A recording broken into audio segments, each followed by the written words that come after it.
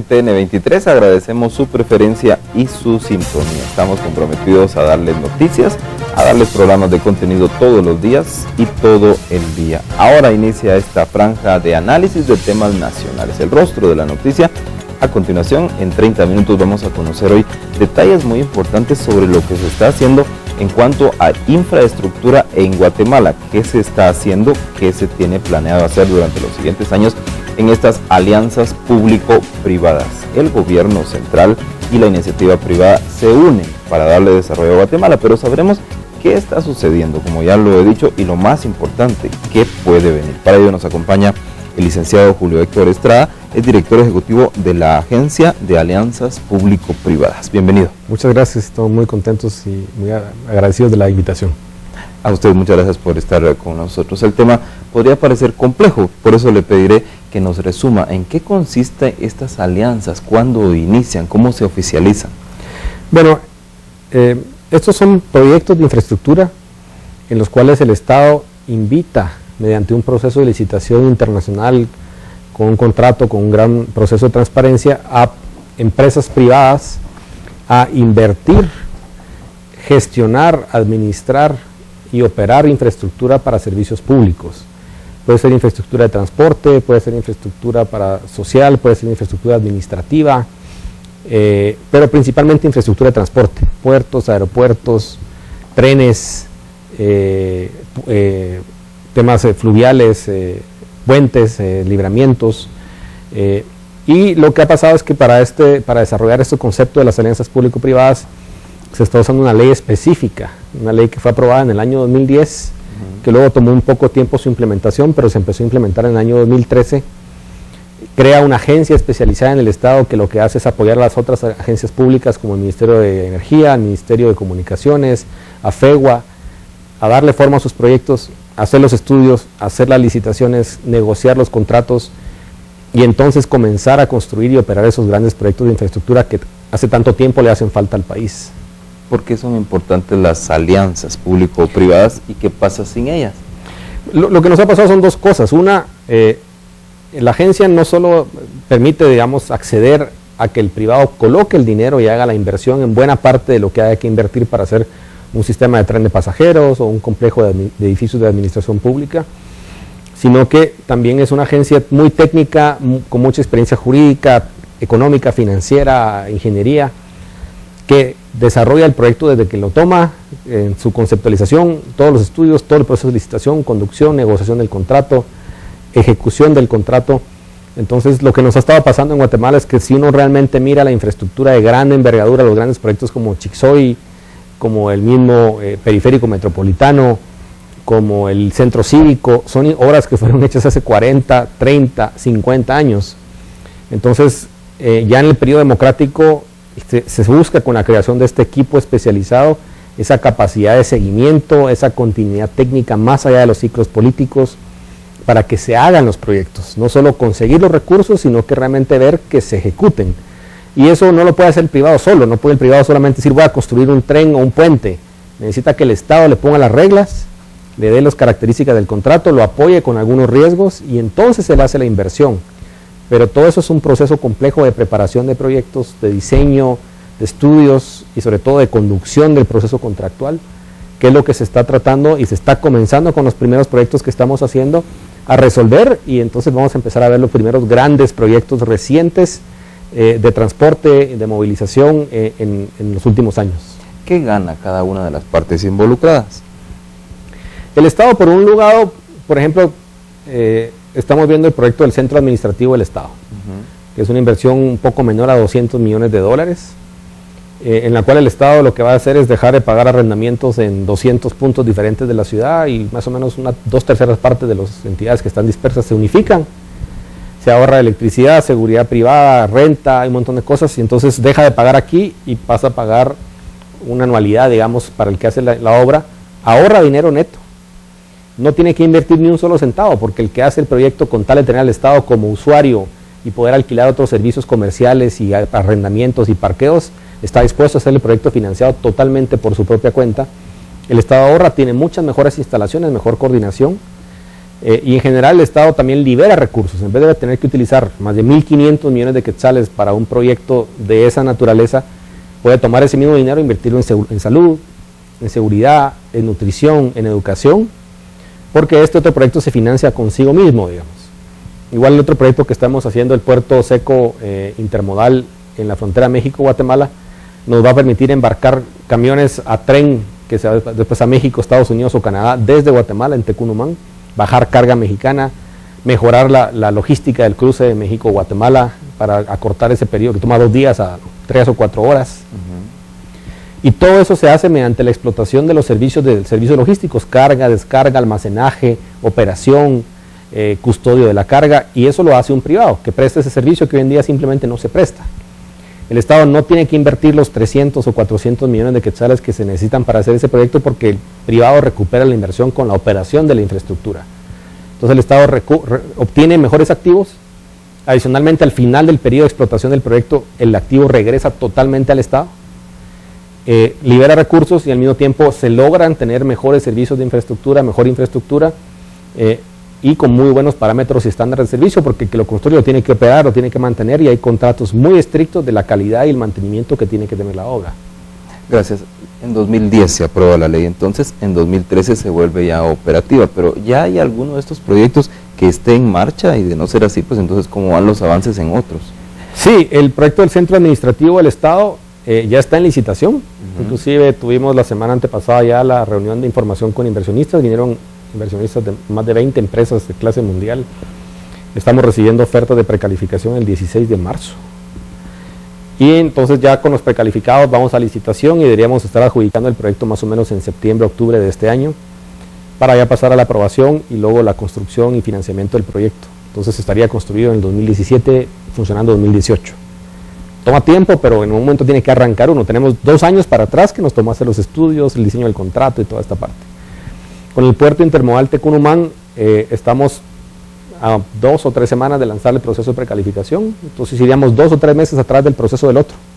También deberíamos estar adjudicando a finales de este año para que se construya y opere el año siguiente. Y tenemos otro proyecto que es el tren de cercanías, el tren de la ciudad de Guatemala, que va a ir de Centranorte a Centrasur, utilizando el antiguo derecho de vía ferroviario, y también extiende la calzada Tananzotsul, o sea que es tren y autopista, digamos, que va a poder ir de sur a norte. Ahí estamos ahorita ya avanzados con los estudios técnicos de demanda y económicos que nos van a permitir lanzar el proceso de licitación en el tercer trimestre de este año para estar adjudicando a mediados del año entrante. Luego construir entre 2018 y 2020, más o menos. Los tiempos son esos, digamos, pero lo importante es que todo este proceso de preparación y los primeros proyectos en este modelo ya está echado a andar, ¿sí? Lo importante es que ahora haya continuidad. También hay continuidad en el cambio político, que la agencia tiene algunas, digamos, disposiciones que permite que se dé, que haya apoyo del público, digamos, que digan estos proyectos son importantes. Y además de esos proyectos hay otros montón que están en cartera, porque son tantas las necesidades de inversión y tan restringidas las capacidades del Estado y tanto tiempo sin hacer proyectos realmente, que las oportunidades están ahí. Pero hemos decidido arranquemos con estos 3. Si estos alcanzan todo su proceso, va a haber credibilidad de los inversionistas, credibilidad del público.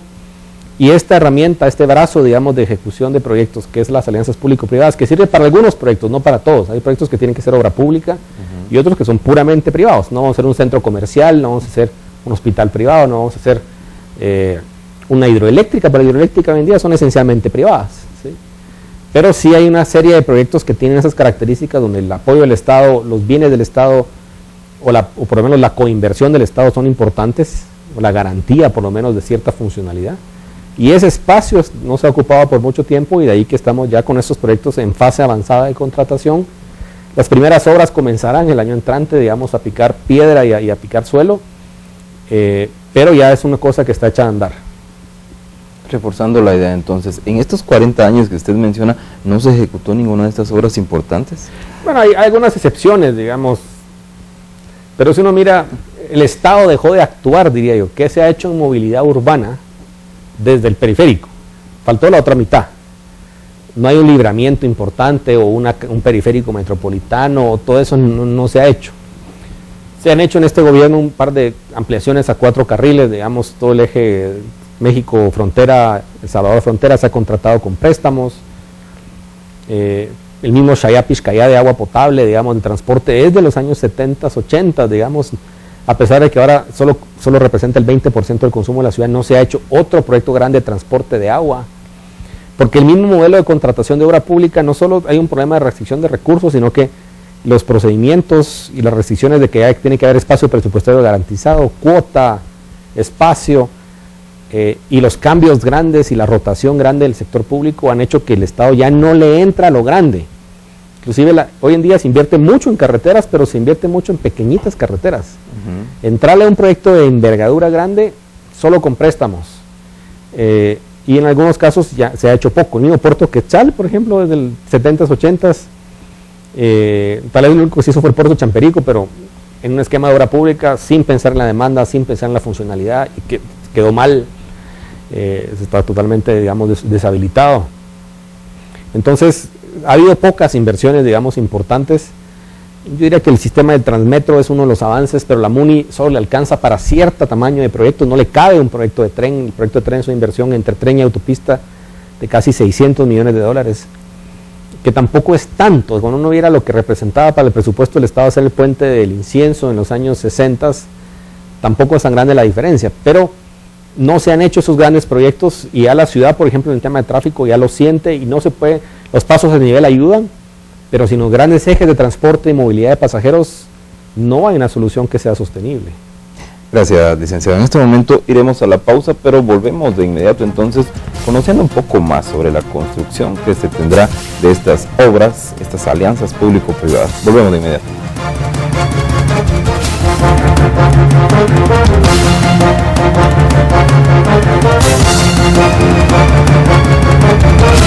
Que mueve el mundo. 101.3.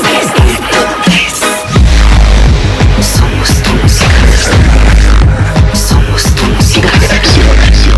Somos tu música. Somos tu música. Reacciona con Extrema. 101.3. Somos tu música.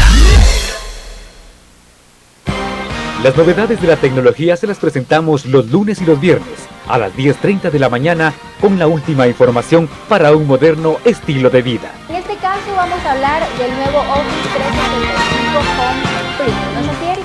Actualízate con la información los lunes y viernes a las 10:30 de la mañana, solo por TN23, Todo Noticias, 24 horas.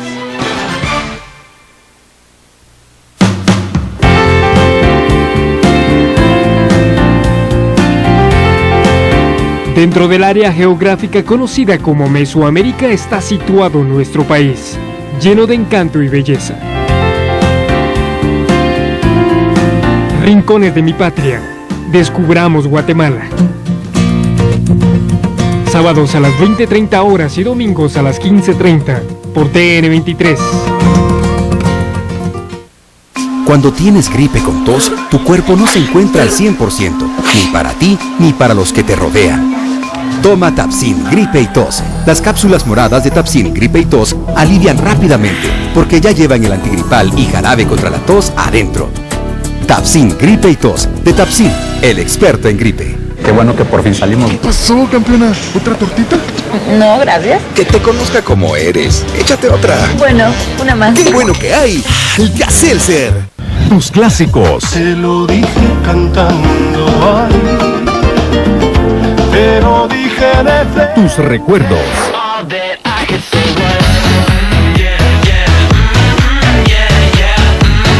Tus éxitos de hoy. Y en mi soledad, cuando quiera yo salir a buscarte, cuando miras a la luna y no está. Están en 92.9 Radio Disney. La música te hace bien. TN23 Todo Noticias sigue ampliando la información con una emisión más a las 8 de la noche, en vivo y en directo con Corina Ardón. Ahora TN23 con más noticias, más información del acontecer nacional e internacional las 24 horas del día. Una emisión más a las 8 de la noche, en vivo y en directo. Solo en TN23 Todo Noticias, 24 horas. Búsquelo con su operador.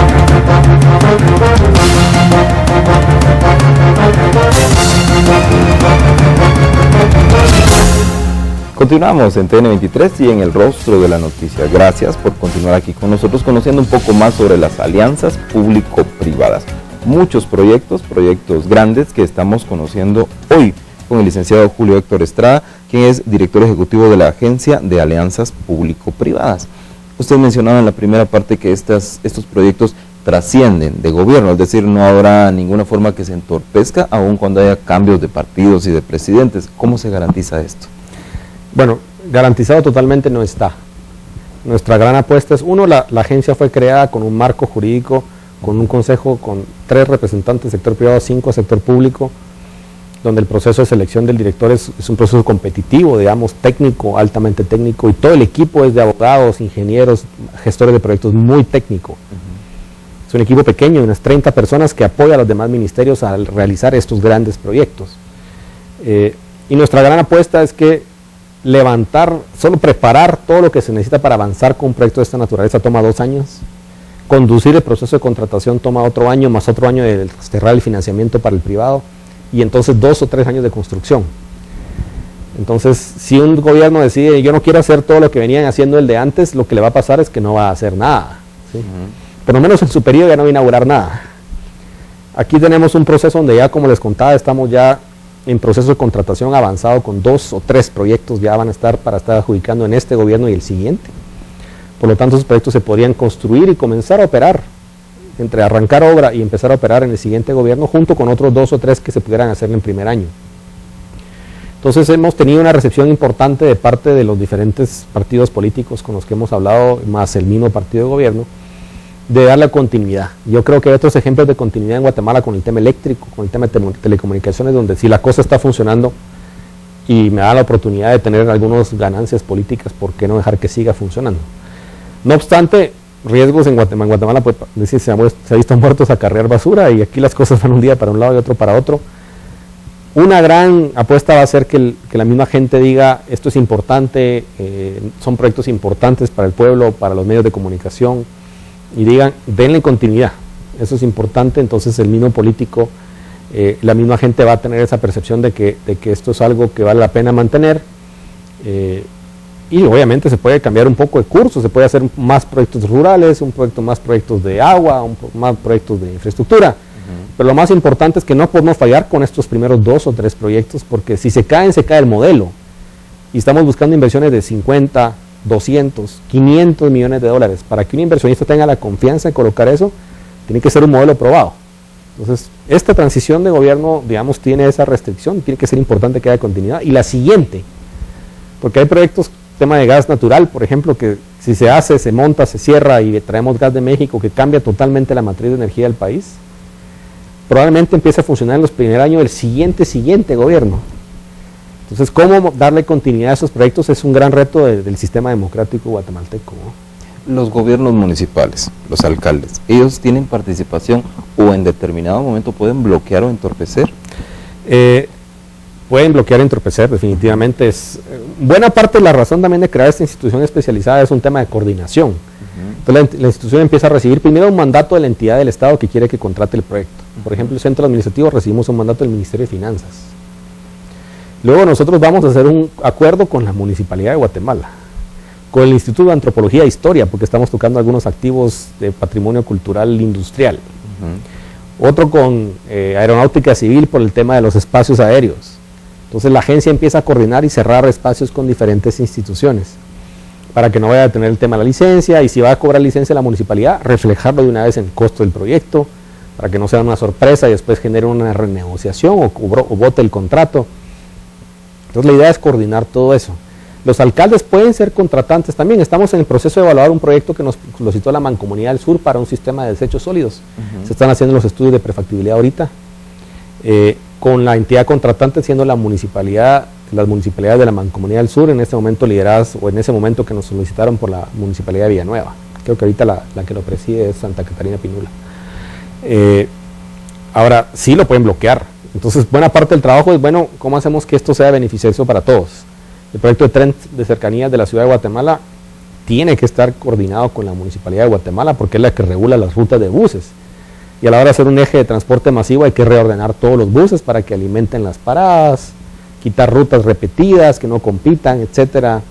Y la integración de tarifas, que pago una vez o pago 2 veces con tarjetas de prepago o no prepago. Entonces, hemos hecho un trabajo importante en los proyectos. Si bien no es entidad contratante la Municipalidad de Guatemala, sí tenemos una coordinación muy cercana desde hace 1 año y medio y estamos trabajando muy de cerca. Entonces, esperamos que haya continuidad, no solo también central, sino municipal, pero en la misma línea, yo creo que la gente está esperando que se hagan los proyectos y la municipalidad nunca tendría la fuerza sola para levantar un proyecto de este tamaño. Necesita la fuerza del gobierno central, la parte económica, las garantías, el respaldo financiero. Entonces esperamos que ese incentivo se mantenga y quien esté ahí diga, bueno, avancemos. Gracias. Creo que los ciudadanos guatemaltecos han escuchado de los proyectos, pero quizás no tienen todos los detalles. Utilicemos los siguientes minutos para que usted nos refresque sobre estos proyectos grandes y en sí cómo serían. Denos detalles. Ok, el primer proyecto están relacionados, es el Centro Administrativo del Estado, donde juntamos una serie de oficinas de secretarías, ministerios, instituciones descentralizadas en un solo complejo que está al lado del Ministerio de Finanzas, en lo que eran los patios de clasificación de trenes antiguos de la estación central de tren. No en la estación, ese es el museo, ese se queda bien, no se toca, se amplía, sino en las líneas de clasificación que había de FEGUA, en ese terreno que está entre 9ª y 10ª avenida. Incluye una serie de inversiones en impacto vial y acceso, y va muy orientado a esa estrategia de volver otra vez a la ciudad a hacerla más peatonal, para una capacidad de unos 12,000 funcionarios públicos que se centralizan ahí equipado y sin generar gastos adicionales, porque estamos reemplazando gastos que ya existen. Eso está conectado con el tren de cercanías de la ciudad, que va a ir desde Centrasur, con un nuevo puente que va a conectar la Aguilar Batres desde el Senma a la Petapa, puente 900 metros de largo, como casi 3 veces el puente del Incienso de largo. Y luego ese conecta con la calzada Atanasio Tzul, luego hacemos toda la Atanasio Tzul hasta donde llega hoy, que es la bajada de la 24 calle, cruzamos ahí por la central, nos vamos en un túnel de 3 kilómetros, salimos justo frente al puente de las Vacas, un nuevo puente de las Vacas, y luego esa vía férrea sigue hasta Centranorte. Entonces, ¿qué nos permite hacer ese proyecto? Uno, un tren de pasajeros muy económico de operación, porque tiene una línea muy directa, muy plana, con pocas paradas, que acerca todo el eje sur de la ciudad al centro y todo el eje norte de la ciudad al centro. Probablemente ya no hayan buses en el futuro que crucen el puente Belice, sino que todos sean alimentadores a las terminales Centranorte o de Portales para que entren al centro de la ciudad. Y al mismo tiempo nos permite también alargar la Atanasio Tzul, conectar la Aguilar Batres con la Petapa y la Atanasio, y luego hacer toda la Atanasio por todo el centro de la ciudad y salir hasta Centranorte, que es carretera Atlántico, kilómetro 8. Entonces yo tengo exportaciones e importaciones de Villanueva que quieren ir al Atlántico, tomo esa línea y me voy. Eso sí, esa calzada, los puentes van a tener peaje. Yo, para poder acceder a ese eje expreso, digamos, para cruzar la ciudad por el centro, tengo que pagar. Al puente 1, y si llego solo al centro de la ciudad, solo pagué una vez, pero si atravieso y paso el puente de las Vacas, también pago 2 veces. Se refiere a los vehículos. Los vehículos y los camiones. El tren no, el tren va a tener su tarifa, y eso va a depender finalmente de cuánto el Estado entra en la inversión, en qué nivel de coinversión entra el Estado. Nos va a permitir mover unos 250,000 pasajeros en el año de operación que comienza el tren, y unos 15,000 vehículos livianos y unos 6,000 pesados, que saca uno de Calle Martí, Periférico, Aguilar Batres, digamos que hoy en día son esas colas que se hacen inmensas en los horarios de no restricción de tránsito. Entonces, en vez de ser un periférico metropolitano, que en su momento se va a hacer, estamos en una transversal, digamos, que cruza la ciudad por el centro, pero que libera mucho de carga ese eje, porque permite con esos puentes conectar autopista con autopista en 21 kilómetros. Y el otro proyecto que estamos desarrollando, que viene bastante más avanzado, es el puerto intermodal Tecunumán, que, como contaba, moderniza todo el cruce de camiones con servicios logísticos de almacenaje, transbordo y trasiego de carga del lado de Guatemala, en un terreno que ya tiene el Estado, que hoy en día solo es una aduana, pero que se puede ampliar a ser un puerto seco. Y también alargamos 5 kilómetros la línea férrea que viene de México en trocha internacional, trocha estándar, el ancho de la línea, que es más ancho que el actual de Guatemala, y nos permite que el tren mexicano entre 5 kilómetros en Guatemala, baje carga y luego se vaya a cargar a Guatemala, al DF, a Monterrey, a Texas, a Chicago, a Montreal, ¿sí? Se puede embarcar sin que se cambie nunca el vagón, solamente se va cambiando de tren y va subiendo por todo este eje logístico. Eso explota ese espacio impresionante que tenemos de ser la frontera del NAFTA, digamos, del Acuerdo de Libre Comercio de Norteamérica, y nos conecta con un eje logístico súper interesante que para cargas de graneles, cargas pesadas, aceros, construcción, aceites, azúcar, otros productos de Guatemala, caucho, y algunas exportaciones no perecederas. Es muy interesante porque pueden ir punto a punto desde acá y bajarlo en México, bajarlo en Monterrey, bajarlo en Texas o traer de vuelta. Ese proyecto moderniza y fortalece mucho, y en el futuro, conforme se consolide ese punto, nuestro proyecto para el año 2018 es hacer desde Tecunumán hasta Escuintla y Puerto Quetzal el alargado del tren de carga. Ese es el tren de carga que visualizamos que en el futuro cercano va a operar en Guatemala, porque va a permitir embarcar desde Escuintla hasta Chicago y de vuelta. Entonces el tren es competitivo en esos tramos largos. Los proyectos, como contaba, el de centro administrativo está en licitación abierta, es una licitación internacional. Todo lo que hay de licitación internacional está en Guatecompras. El proceso actualmente de precalificación. En ese proyecto solo pueden entrar empresas que demuestren que han hecho proyectos de más de $200 millones antes en APP, y que demuestren que tienen un capital como empresa de más de $150 millones disponible para poder mostrar su músculo financiero. Luego todo el proceso de licitación se lleva en Guatecompras en un proceso muy transparente. El contrato adjudicado es ratificado o improbado por el Congreso, o sea que tiene un proceso de aprobación social.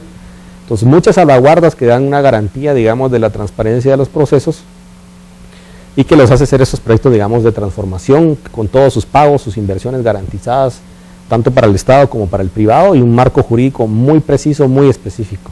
¿La Contraloría verifica? La Contraloría tiene acceso a todo lo que estamos haciendo todo el tiempo. Pero nos gustaría que sea la gente la que entre a ver los procesos en Guatecompras. Si buscan a nadie o Agencia Nacional de Alianzas para el Desarrollo de Infraestructura, los tira a los procesos de precalificación. Ahí están todos los documentos del proyecto, los prospectos, las bases, el contrato, los requisitos, los estudios de impacto ambiental que se han ido avanzando, etcétera. Todo lo que haya desarrollado el proyecto se puede acceder en los cuartos de datos digitales, y que la gente comente y vea cómo se está realizando el diálogo entre interesados y la empresa y la institución pública, cómo contestamos todas las preguntas.